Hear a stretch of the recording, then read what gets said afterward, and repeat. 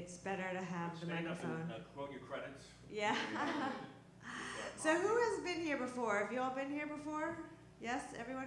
You've not been here before. What do you want me here? There?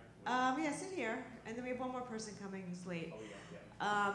So just a brief intro. I'm going to pass the mic. We're going to do a quick 30 seconds. I'm going to time you.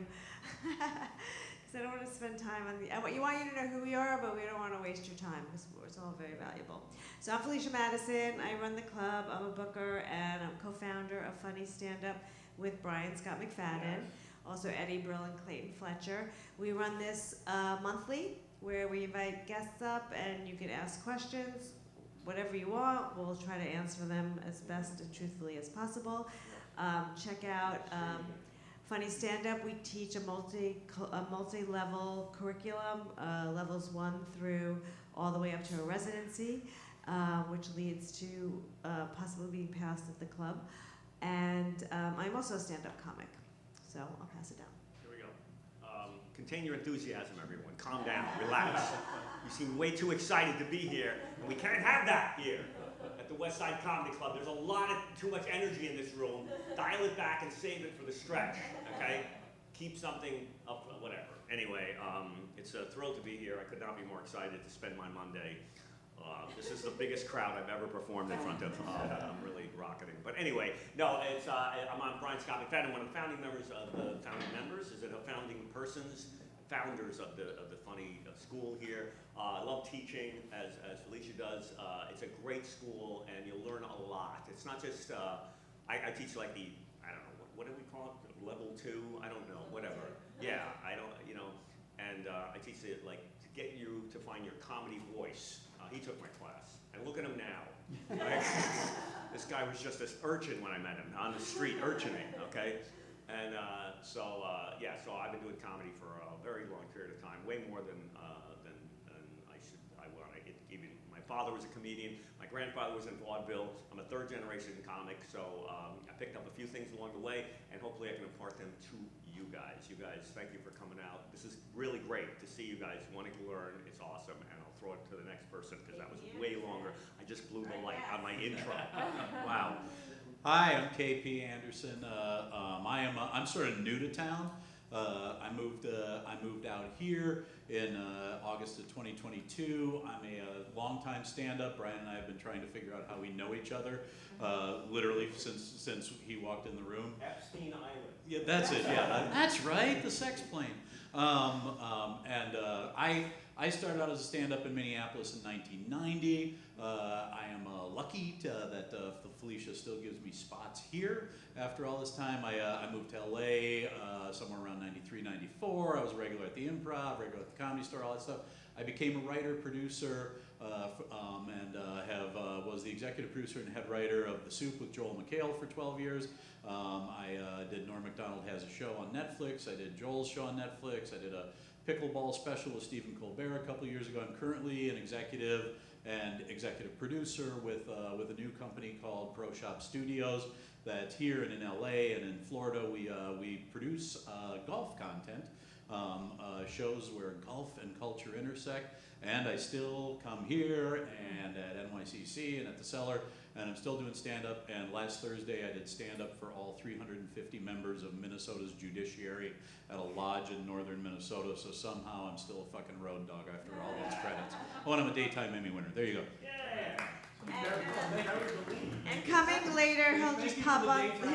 He'll pop on stage as Josh Hyman, who he's a comedian and actor, and he's appeared on a lot of TV and streaming commercials and promos. So he could talk about how you can get jobs doing commercials and stuff like that. Give you advice on that. So he's running late, which is a key element in getting commercials. Just show up late.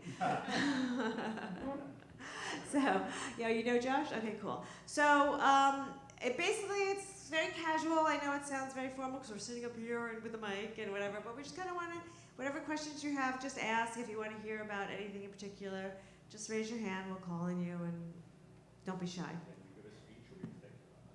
I'm starting to work on longer sets. So, you have any advice putting together the first half hour? I have bad hearing, so what's that question? First half hour. What is it? Any advice putting together the first half hour? For putting together the first half hour.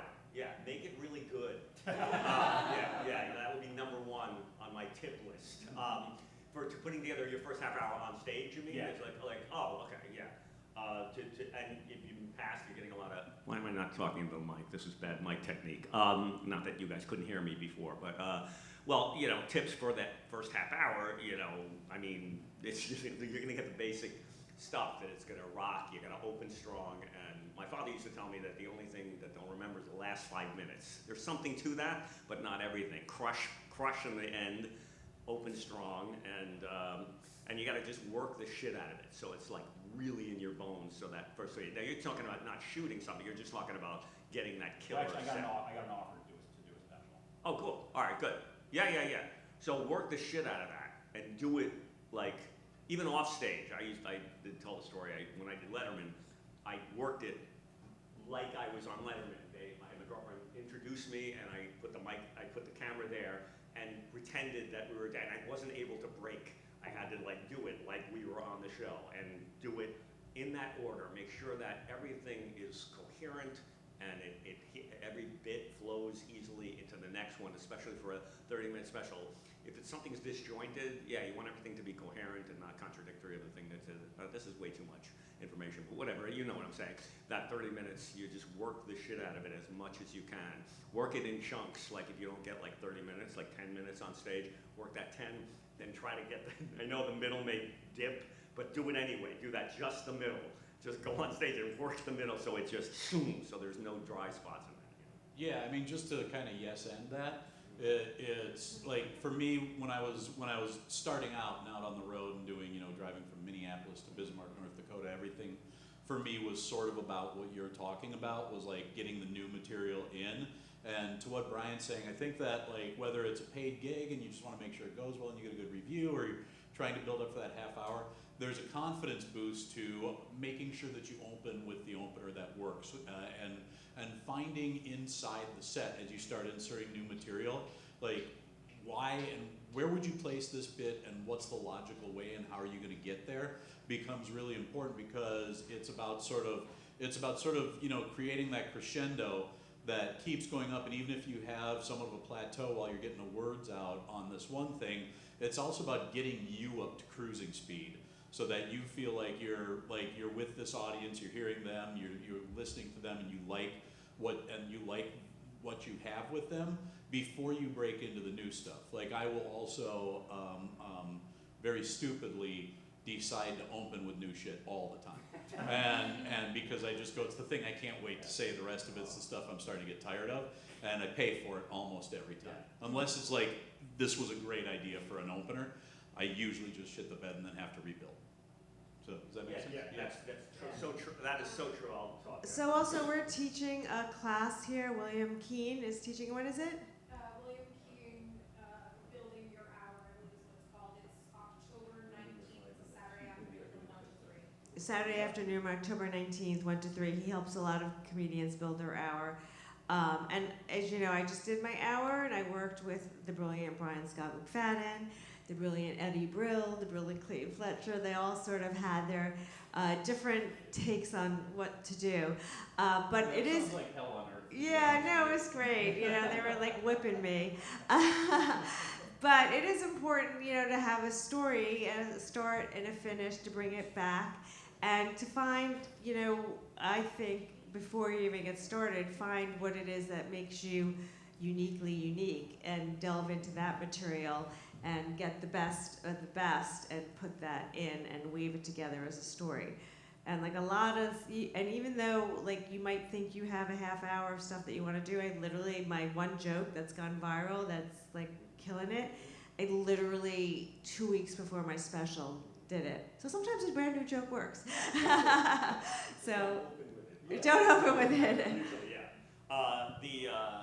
And one of my favorite topics is joke placement especially in a 30-minute. You have to look at your act from an aerial perspective. What flows into what? I have a concept called vine swinging. Each joke has to be strong enough.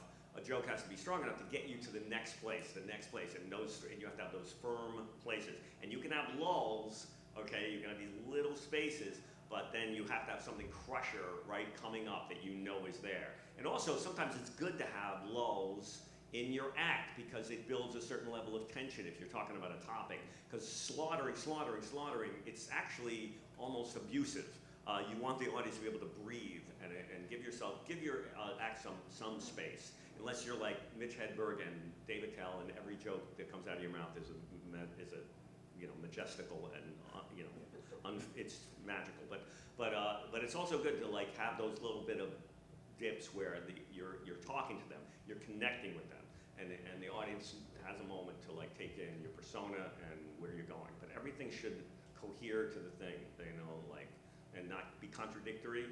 Placement, one joke in the wrong place without the supportive pillars, or that makes no sense in the context, will knock the laugh down a ridiculous amount. I have a restaurant bit that if I put it in the wrong place, it's not going to get anything, right? Like it'll go from a 5, it'll go from a 7 or an 8 in the right spot to a 5 because it's a little jarring. It's a bit of a character piece, and the audience isn't ready for it. So things like that nobody thinks about, but they're really important. Joke placement is one of my favorite things to tinker with. Okay, does that answer your question? Yeah. Okay, cool. So Josh is here. We already gave your bio. You did? Yes, you did. So they say hi if you want to say something extra. I don't know. Sure. Hi everyone, my name is Josh. Like they said, they read the bio. I've been doing stand-up comedy for over 20 years, since Felicia was like 3 or something like that. And but also been trying and wanting to do and finding a lot of success doing commercials over that same time span. I always wanted to do them. I pushed really hard trying to figure out how to get into them. In the last, I'd say 10 or more years, has been like a lot of home runs for me. Small, big, all kinds. So that's kind of what I wanted to present and offer to you or any of your friends or other comics, of how to kind of be staying in the business and staying in the mindset of a comic, but also potentially getting paid for doing commercials. And there's a whole world of it.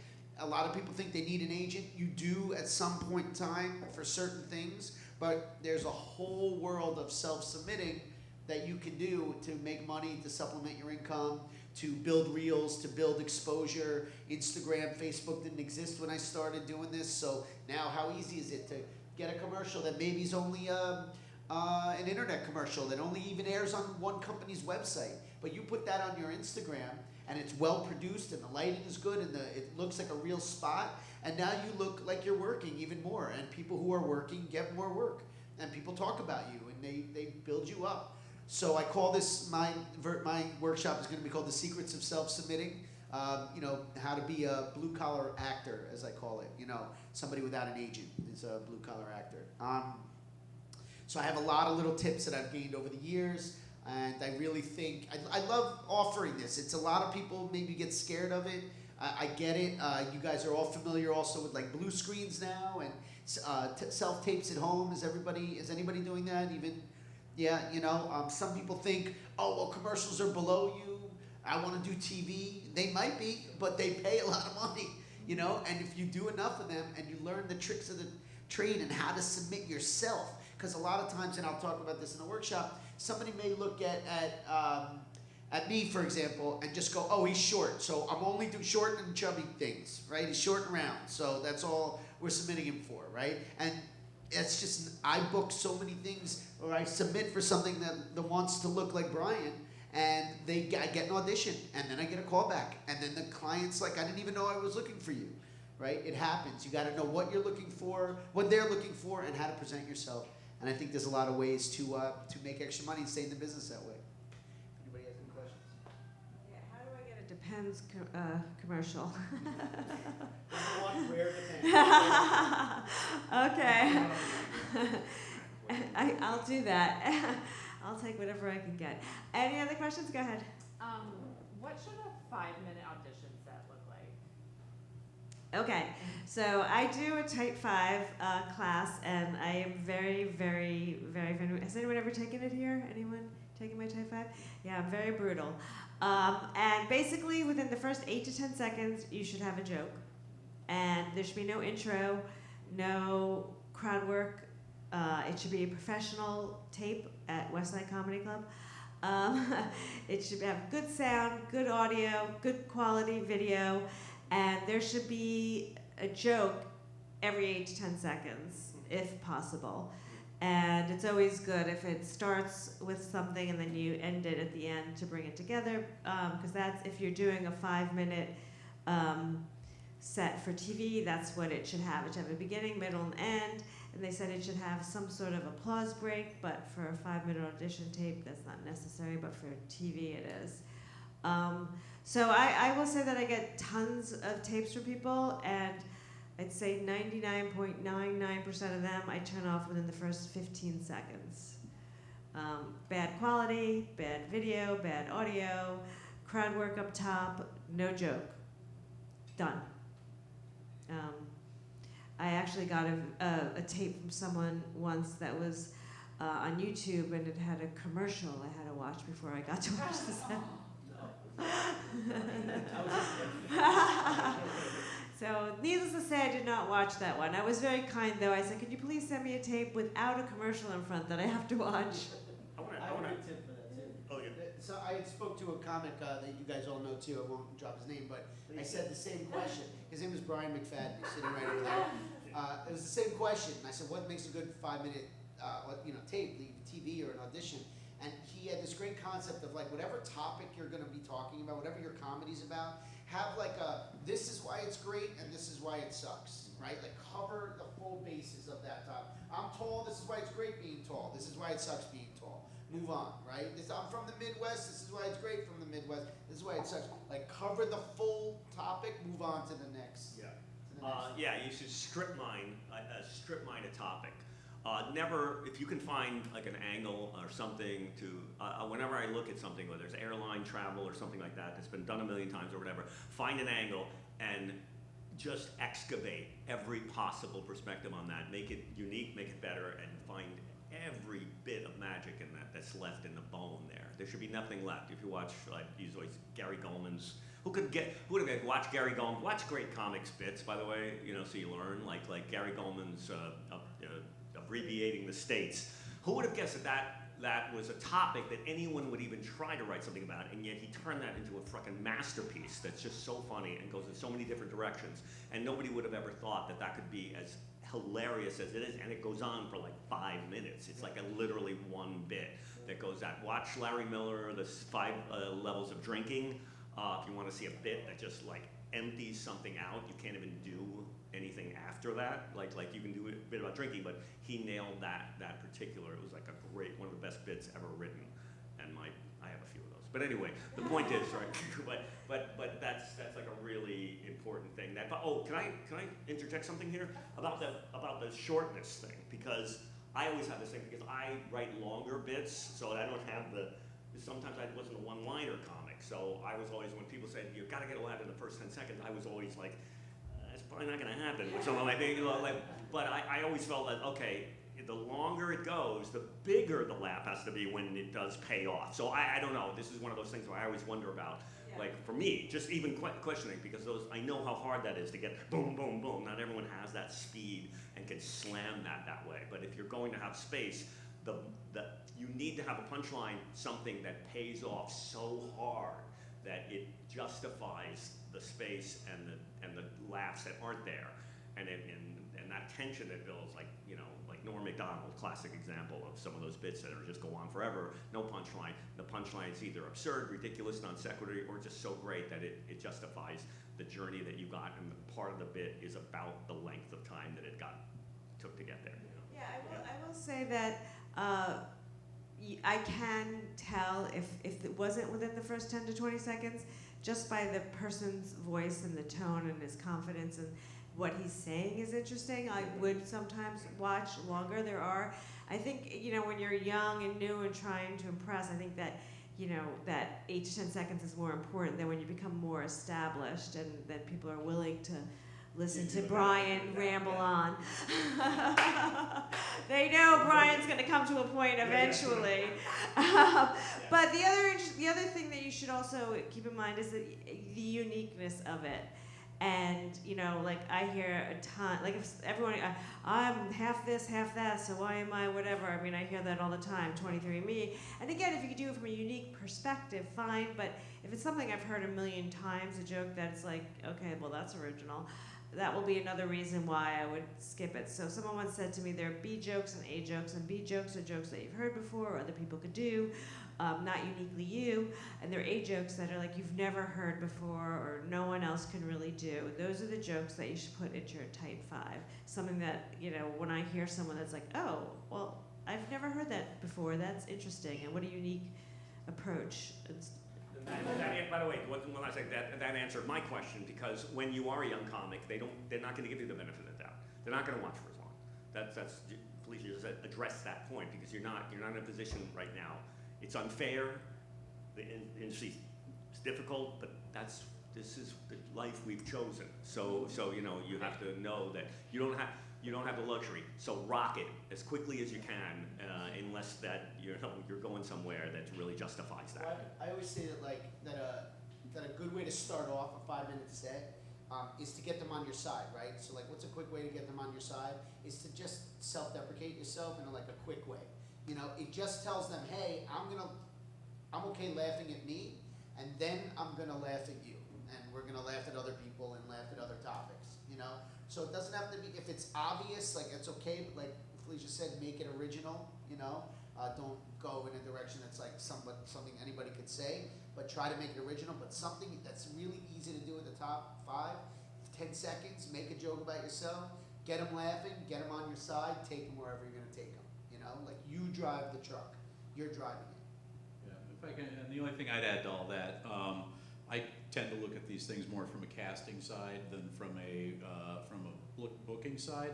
But I having been on the trying to get booked side, the biggest thing I'd say is just if you're making that 5-minute tape, if you're making that piece of video, and you get done with it, and it's not where you think it should be, if you didn't have a great set, if it doesn't feel right, if it doesn't feel comfortable, if there's an awkward moment, don't send it. Like, go get another 5 minutes. It's a big city, lots of spaces. Go get another 5 minutes, record that, and do that until it's ready, because it is really one chance to make an introduction. And to Felicia's earlier point, and this will go way past stand-up, or way beyond stand-up, I should say, is you know, everybody has their same shut-off switch. With Felicia, it's 19 seconds of, you know, okay, I didn't get anything from that I want. Same thing with me, or if I've got casting directors working with me who are sending me stuff, you know, they know what I like and what I don't like, and so they're gonna weed out already the things that are gonna make me cranky when I talk to them about what they got me. So that's just something to remember, is like, you have the opportunity to go do it again. And I'd way rather, successes and failures in my personal stand-up career, I would way rather now have patience and go, I'm not gonna roll the dice with this. I'm gonna make sure that I send something that I personally can stand behind. Yeah, and it's, you know, once you get what the material you want, it's then hard to actually get it on tape the way you want it. And I would suggest that you do it within I always thought that it had to be like start to finish. But you could do a longer set and just take the chunk out in the middle, which is probably the better way, because it's hard to get on stage and just get up there and do your 5 minutes, especially if you're on a show that has every comic doing 12 minutes and crowd work. I find that when people, even professionals, come on and they're trying to do their 5-minute set on a regular show, it's odd, and the audience notices it, and it never works. The ones that work the best are when they come to our new talent shows where everyone's doing a 5-minute set, and then they're probably the best because they're, you know, whatever, not new talent. And so that's the best way to get your 5. Don't be ginger when you walk on stage and grab that microphone and grab the mic stand. You can always spot young comics. They're like unfurling and doing the thing with the fingers with the mic, and it's like, this should be a part of your body by the time you know what I mean? It should be effortless to pick up this thing. So run mic drills in my class. I just have everybody walk on, pick up the mic. It's like this weird exercise. I just walk on and own the stage immediately. It's your stage. Everything. This space belongs to you. Once everyone else is done, this is now your time, and own it. Take charge of it. and establish very quickly why you deserve it and why you're entitled to it and why they should listen to you and what important you have to say. Let me just say one other thing, just to answer your question, like what should go in a 5-minute set, or like how should you build it out? Like, especially if they don't know you, it's like, who are you? Who are you? You know, what's your story? You know, this isn't, we've seen Brian McFadden for a long time now. Now we want his take on this and then his take on this because we love his comedy. If they don't know you, right, like, we need to see you're funny, but your unique story is only your story.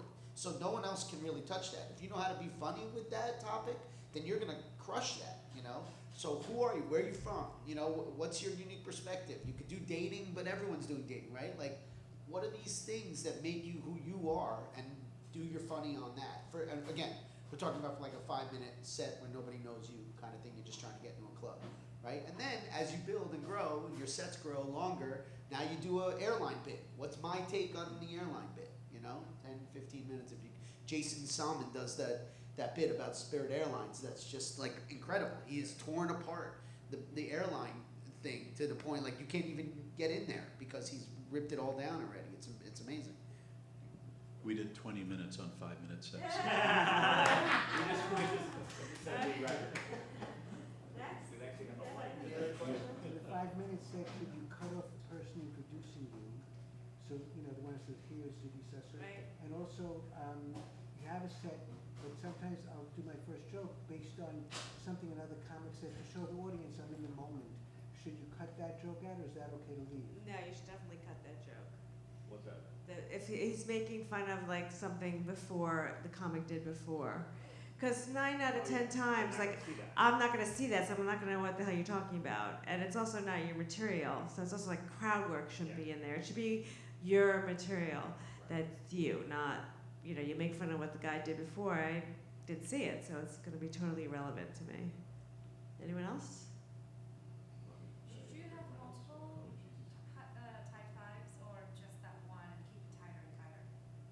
Wow, if you have multiple type 5s, that's great. Should have multiple type 5s. I mean, yeah, I mean, I think you should, if, you know, I think you should take the best of the best if you can't differentiate. But yeah, keep working on it. You can send it a 10-minute. If I like it and it's good, I'll watch it. It doesn't necessarily have to be 5. Some people send me a 5 and a 10. But if you have... I don't think anyone's going to penalize you. No, I mean, that's If you're great. rocking, If you have it's 10 better be good. minutes of hot material, then all the power to you. Right, you're not going to get if you're killer 5 and you're crushing, unless your next 5 tanks. You know what I mean? Like as long as that first 5 is killer, then they might watch longer. You don't necessarily need it, but if you can do it, like leave it on there as long as this doesn't hurt your set or anything like that. They're not going to go, well, she sent it 10, as long as it's fucking good. Because if you're going to send them a 10, it better the first 5 better crush to justify the next 5. So, Felicia, so you look at tapes, you don't do live auditions. I do multiple. So you look at tapes and live auditions. I look at tapes, I look at live auditions, I look at Instagram, I do open mics, I pass them on from an open mic. We're going to start passing people from the school, so I do, people introduce me and send tapes, so I do a plethora of different ways. I try to open my mind and look around and see where I can find talent. And sorry. And by the way, you're in the Olympic Village of comedy. This is New York City. You are up against the best of the best here. You see any night here on West Side Comedy Club, you're going to see a killer lineup, and you better just it. So it's not like there was a time in this industry you could be fairly funny and you could get the stage time, but not anymore already with the comedians. There's too many great comics that you're competing with. So you may think you've got a good set. That ain't good enough. In the context of what you're competing in, it has to be better. That's the nature of the industry as it is currently constituted. There are tons of great comics in this town looking for stage time. And so, yeah. Why more now than you think before? Because well, I mean, everyone might have an opinion on this, but there's more comedians there's more people that have honed their act for a long time. There's been more spots, so people are better. People have gotten more stage time. There's been more opportunity for that. So you see people with really, really mad, solid performing skills. There was a time in the improv where the only place you could work, there was like 2 clubs. There was Catch, there was the improv, and there was the Village Lantern or something, some shit. There was like one open mic night somewhere. So you didn't get the stage time. So you see people now with a lot better performing skills because they've had more stage time. So there's a lot more of that. There's more clubs. You know, so, you know, when I started a little after you did, sometime after, but I started when bringer shows kind of just were starting. You know, the clubs were like, oh, we can get more shows in here and more people in here. So that started opening the door to anybody who was like, oh, okay, I want to try this, right? So more people were flocking to the clubs. And then in the last, 10 years or so, right? Like the internet, you know, has blown up. So now you got someone out there, which kind of is the antithesis of the point you were making before, is like never, like, you know, like the way they cut a clip, you know, and it's cut. It's 1 minute and 1 laugh at the end. That's not an audition tape, you know? So but then you have the internet and Facebook and Instagram and all these things. People are putting all that on. Now everybody else has got an opportunity to be funny, so they're flocking to the clubs and want to be out there, right? So there's just a lot more competition. It's a good thing because you're up against the best of the best. It forces you to write better, to get out at night, to go to the club. If Felicia will let you sit here and watch the other comics, just watch and learn, and you learn so many things. I mean, I've seen Brian shower. I've seen him on the toilet. I've seen him do so many things, you know. No, really, I used to go when I was younger, I would see Brian a lot perform at the comic strip. And I would learn and watch. You learn and watch. You have to get out and hustle and be better than or work harder than the next person. It's the only way to get better. Yeah. I think also in a very good way, diversity has expanded the field quite a bit. I think there's a lot of people who are really good at stand-up coming from a lot of different walks of life. It's not just, you know, white dudes and Jewish women anymore. And I think that's right. Yeah. That's the name of my next special. Yeah, dudes and Jewish women. Yeah, but honestly, I think that's a thing, and I think it's a really great thing, and I think that it's, you know, it's also the clubs have recognized, especially in the city, like LA is still a pretty segregated city when it comes to, you know, who plays what clubs, but New York is just, you see whatever clubs, you see all walks of life showing up, from sexual orientation to you know, different people, and I think that that's ultimately a really, really good thing. But I think that it does, you know, it certainly expands how many people are there looking for the same thing you are. Yeah, the talent pool is massive. The diversity has expanded immensely and given opportunities to people who didn't have it before, which is awesome. You're getting different perspectives on stage. So audiences are sometimes in a lot of ways more sophisticated in the sense that they see a lot of stand-up, and so they. Yeah, and more sitcoms. Also, more people have seen stand-up and grown up with the expansion of stand-up. There was a time when there was Evening at the Improv, and you would watch The Tonight Show, and that was the Letterman show, and those were the only places you would see stand-up on those shows. But now there's a lot more exposure. There's Netflix and all this stuff. So you see comedians getting on stage. They see that. There's no way that can't affect. By seeing that, people start to see possibilities, and they start to go, oh, I think I can do this. I have some, and more people are getting into it through the expansion of seeing it everywhere. And they say, oh, it's not as terrifying. Mark Maron said that. He said, when did this stop being terrifying? Because too many people, because he said that out of sort of level like, what? This used to be when I started, no one but a crazy person would ever do an open mic night. Which brings me to the point where, you know, and this is not my opinion, but it used to be that, for lack of a better word, comedy, stand-up was sort of for the misfits. Yes. Of the world, and you know, people that couldn't get the TV show or they didn't fit into a character, they're more of a character person, and that's changed as it's become more mainstream. Now you have a lot of, you know, very. He's a good-looking kid. Yeah. Matt Rife. Are you kidding? Yeah. There's no way that a guy like Matt Rife would ever have done stand-up in the 70s. Okay, like that would not, or 80s. You know what I mean? Like that was not a place, and he didn't need this. This was for desperate people. Looking desperately for the love they never got as a child. Okay?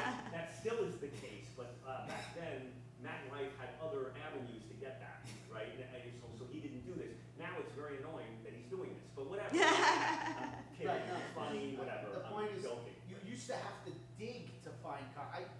time I saw Mitch Hedberg was at the Comedy Cellar in like 1999, and I was like, this guy's amazing. Who is this guy? I had to buy a TV guide, circle that he was going to be on in December, put it in my bedroom, and remember to look at it for months to know that it was going to be on Comedy Central at 7 o'clock. You know, like just to watch that special. So like he's saying, like the proliferation of just availability of comedy is made everyone both think that they can do it and consume it at a higher rate. So now you hear a joke and it's similar to something else somebody did on TV. You've got to get rid of that joke and do a better version of that joke now, because or if you're ethnic or some kind of diversity, there's some other comic in that category, in that vertical, that's doing that joke or a version of that joke. How are you going to differentiate from the joke? And the other way to do it is networking. So when you go out, make friends. Who's slightly ahead of you, who could get you a spot or recommend you to a club. That's as much a part of the game as writing and performing. You got to make friends and people who think you're funny that can help you get along the way, because that will also open doors for you. Okay, so now we know why it's so popular. Any other questions? People who speak another language, what do they do in the comedy world in the U.S., New York, Spanish, any other second language? What do you mean? I'm curious to know people who speak anything but English. Well, how do they make a career in comedy In the United States? Yeah. What's the question? If you speak another language, Yeah. how do you make a career in the United States? Like if they speak If you speak another language, it depends on whether there's a large enough audience to support that language. If you're, you know what I mean, the ancient Sumerian dialect or something like that, that there's not a lot of people. But I'm sure you're talking about a specific where there's a niche and an opportunity for that, which is great because they have Spanish language shows at all of the city. And I don't know if they have French. I don't know if they have other languages, but you could be the one to start that, to have something like that if you have a following or do something like that. But the language, if you know, I always encourage people, you want to be able to work in, you know, there's Spanish comics that are big in South America. I know a couple of them, and they come here, and it's a learning curve.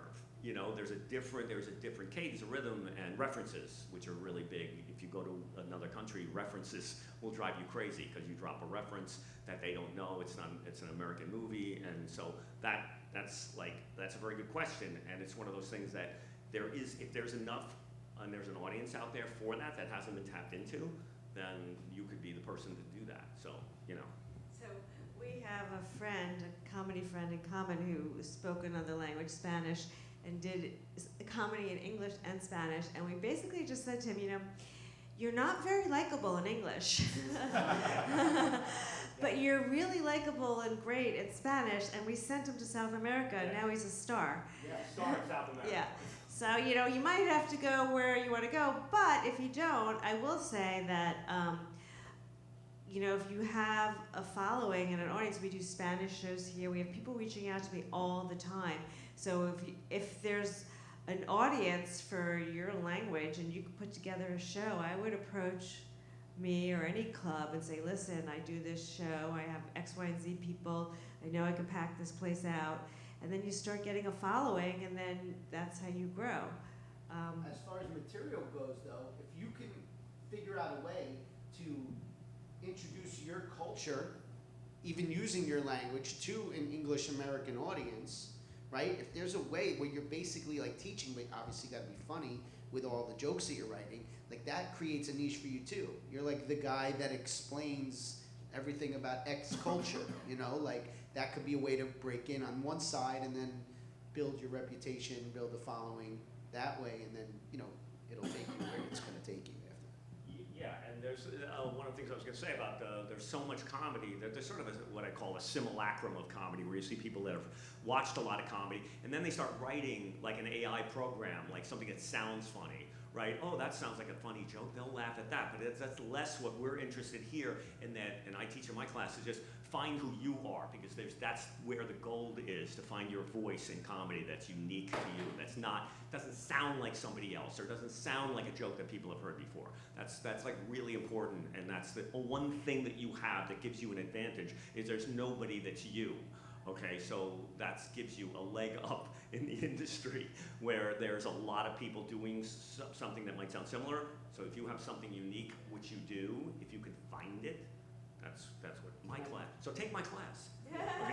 I want to spin that to my class too. Is that all of you here? No, I mean it's a great point. I'm just gonna steal it from you, but like you're all unique looking people with different talents, and a lot of times casting. You could talk on this too, but like casting directors, they don't always know exactly what they're looking for. They put a casting notice out, and it can be specific, but like if you know how to bring your originality to that, you know, sometimes they'll list Caucasian, Asian, Middle Eastern, they're listing everything. So if they're listing everything, then throw your hat in the ring and go, I'm gonna take a shot with this, and if they wanna see a tape from you, then you submit it. All you're doing is increasing your chances of potentially getting booked, and then thus making money, and then building your reputation. So. Does that apply to age limits too? Yeah, it can. Look, out here, I'll give you a perfect example. Like I'm graying in my beard here, right? If I totally dye it on the sides here and I let a little go here. But every once in a while, if I have like an audition comes up and it wants like late 40s, early 50s, and I know I have some time, I'll trim it, which shows more of the gray. You know, you're playing the numbers. Maybe they want a younger looking 50-year-old. Maybe they want an older looking 50. They don't always know. What do you care? So it's like, that's what I try to teach people, get their minds open about commercial and just general self-submitting. Yeah, we don't say Caucasian only on casting submissions anymore. We like our jobs. Okay. Anyone else? What should we put on social media? What, in terms of your material? Yeah. I mean, that is personal, what you want to do. I mean, there's a lot of controversy over that. I will say, when the pandemic hit and people started putting their material on social media, there was a big, every comedian had different opinions about it, and the young comedians were the one that were putting all their material up there. And the older comedians, the more established ones, were like, I'm not doing that, this is my stuff. And then eventually they came around to it because it became the thing, and it's become, unfortunately, the way of the world. And then you see all the older, more established comedians entering into the social media ring, and they were pretty pathetic at it. The younger comedians, the newer comedians really had it down pat. And they were I mean, I know one comedian was making fun of comedians putting their stuff on social media, and now she has the most social media of everyone. So unfortunately, you know, it's a necessary evil. So I would say put it out there, put your good stuff out there. A lot of people like to put their crowd work out there. I think it's going to be very interesting to see what crowd work does to the comedy world. Yeah, sure. Yeah, I do want to talk to this one because it's a big sort of I have a thing about this. Because it's the crowd work thing seems to be, especially a lot of younger comics that I talk to, on any of these clubs when I'm talking to people who are, you know, established but like getting regular spots but not as experienced, if you want to call it that, as me, is there's this, you know, I do the crowd work, I put the crowd work out there because I don't want to burn my material. And this goes to, and unfortunately he's not here, but it goes to that question about I'm working on my first half hour and everything. If you're, and I'm certainly not singling him out in any way, shape, or form, but if you're at that point where you're working on your first half hour and you're working on your first hour, I would suggest that maybe that material is not the material that's going to be the material that's going to take you forever and ever in your career. And if you're in that next phase where you have that hour, you have that half hour, you have that stuff, your job is still to write. Your job is still to create and evolve. Your artistic job is to do that. Your professional job is to do that. And all of this like worrying about burning this material because some audience is going to see it out there. Anecdotally, I produced a show for 2 seasons of a show that was streaming with Kevin Hart called Kevin Hart Lift Legend. It's Kevin in a full prosthetic driving a character he and I created together driving a Lyft vehicle, and it was produced with Lyft money, and we released it on Kevin's Laugh Out Loud, and it's across the Peacock network, and it's on Roku, and it's on everywhere you can find Kevin Hart shit, it's there.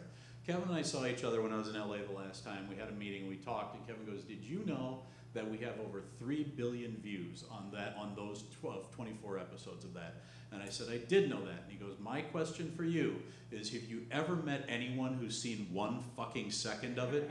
And I went, no, I have not. And he goes, and we meet a lot of people, me and you.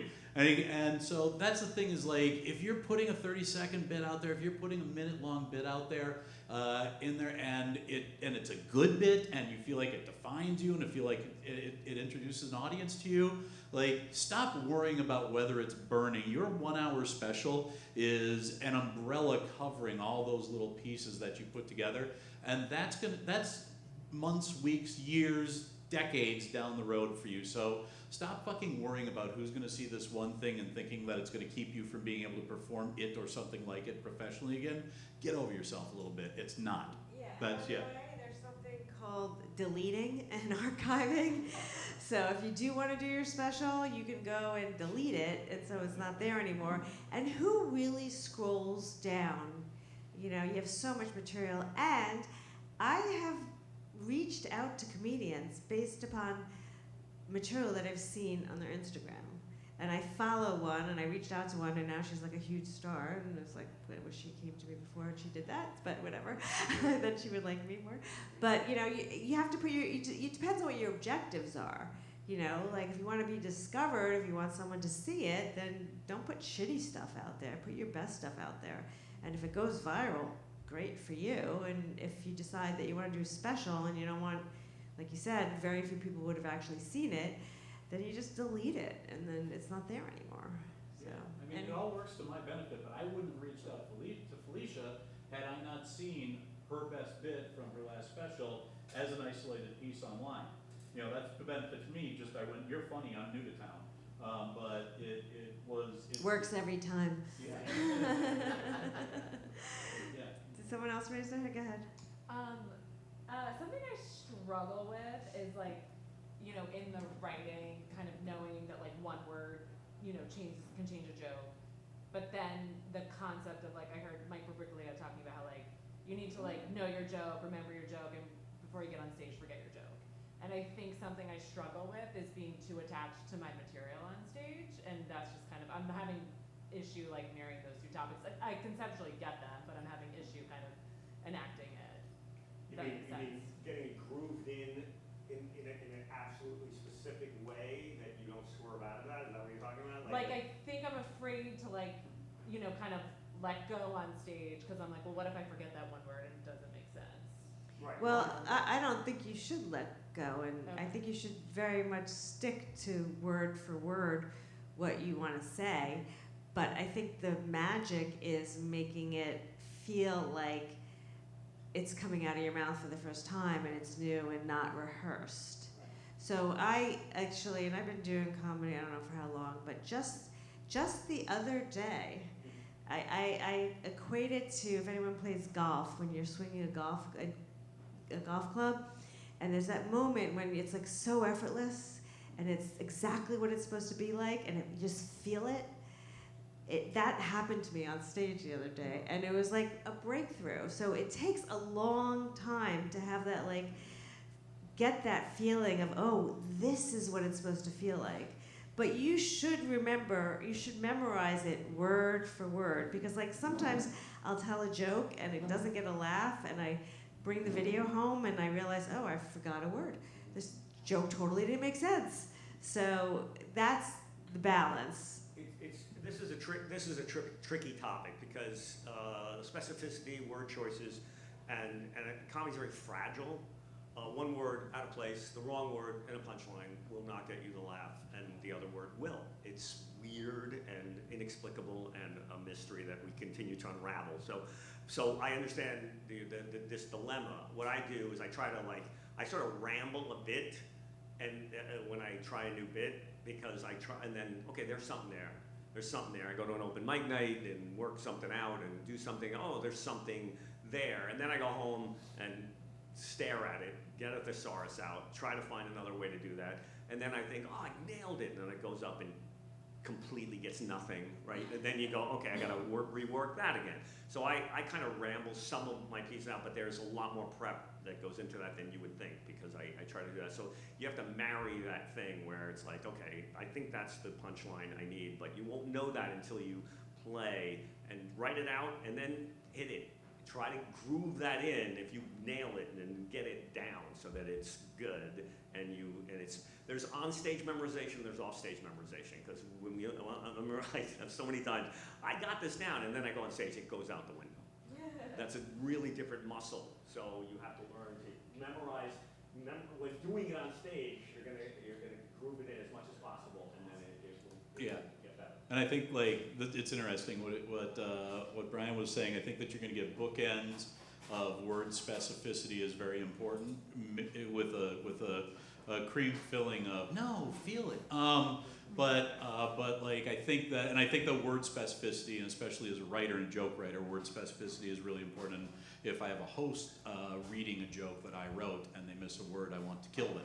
If I'm on stage and I miss a word, a lot of the times I think that and having worked with you and seen you perform, I think that there's also and a little bit of what you might be going for is more of the mental game thing, and it's a comfort on stage thing. And I think that it's two things. It's about your reps, how many times you do it, how much you're up there, not just one specific joke, but just performing.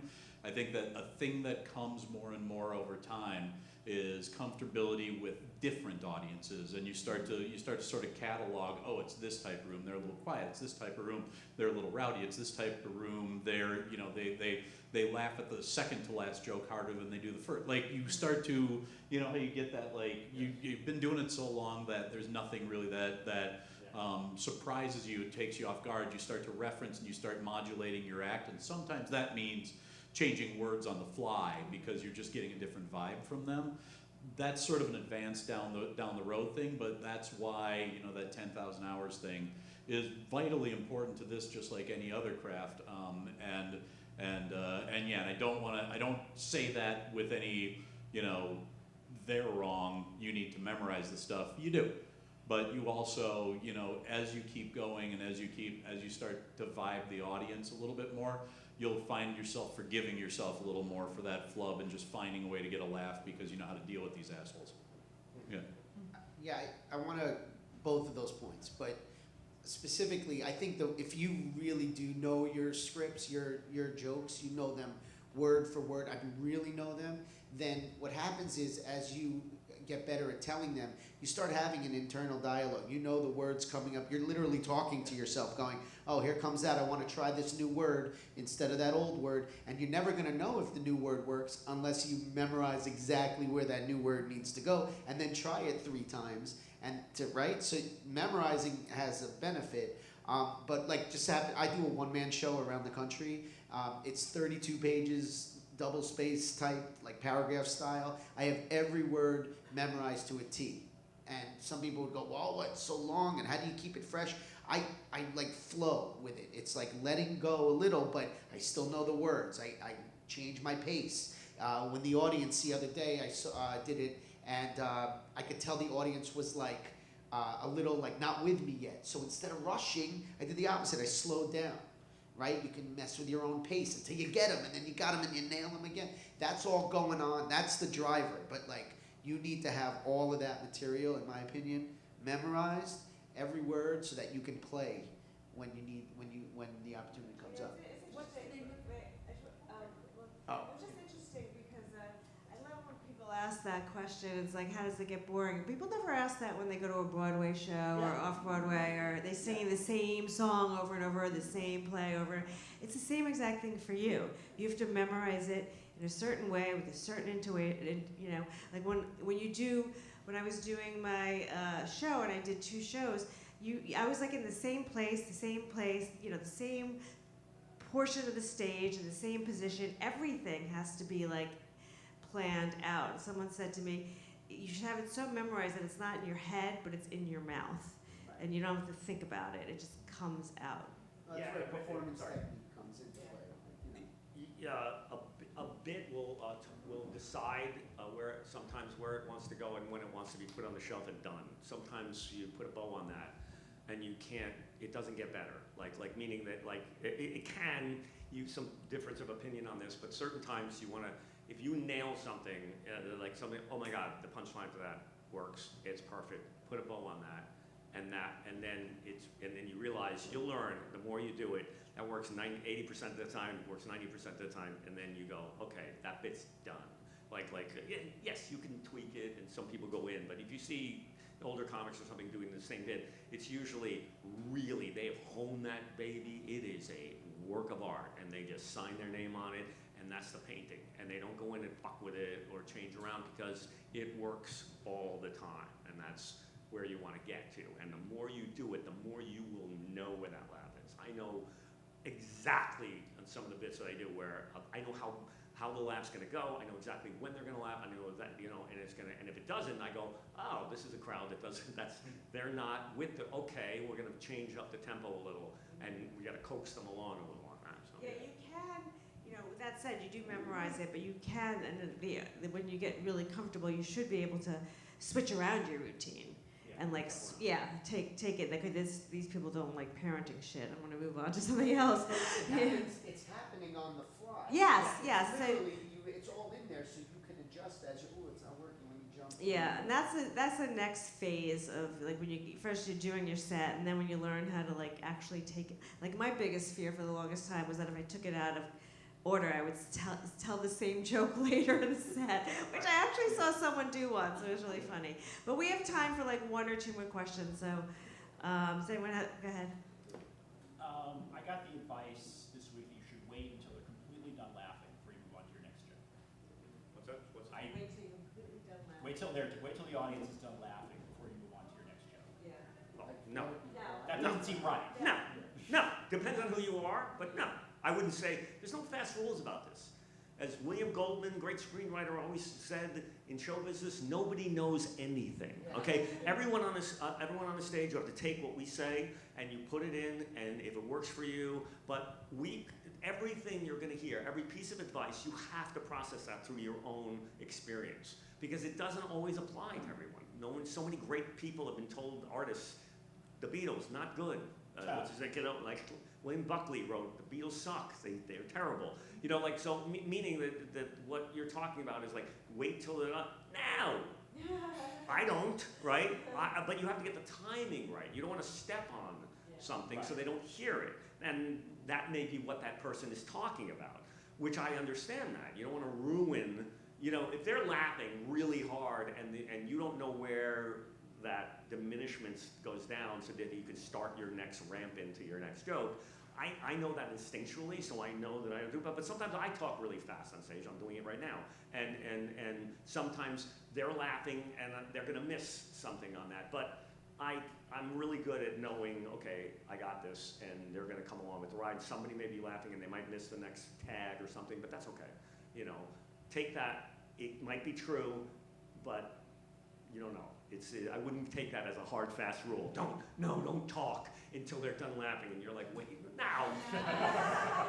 Yeah.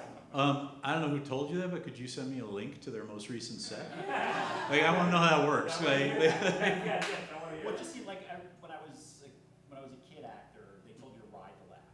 Mm-hmm. You sort of go up until the laugh peaks, Mm-hmm. and then as it's coming down, you start Mm-hmm. talking. So Yeah. that's sort of what I've always done. Sure. Then maybe they're laughing really hard, and you want to give them another. Yeah, I mean, I think you just gotta feel the moment that you're in again.